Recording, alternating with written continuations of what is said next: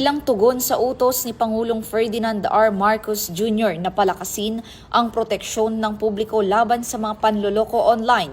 Pinaigting ng Philippine National Police ang operasyon ng kanilang mga cyber units upang bantayan ang mga pekeng online rental offers, resort accommodations at travel packages na kadalasang dumadami tuwing undas at holiday seasons.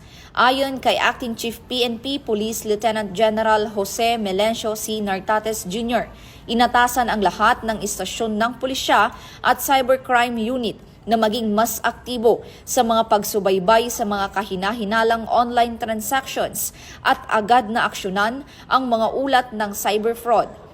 Pinayuhan din ang mga opisyal ang publiko na tiyaking lehitimo ang mga online listings at travel deals bago magpadala ng bayad o personal na impormasyon. Binigyang diin ni Police Lieutenant General Nartates ang pag-iingat laban sa mga modus tulad ng rent tangay at booking tangay kung saan niloloko ang mga scammer ang mga biyahero sa pamamagitan ng peking accommodation o travel offers.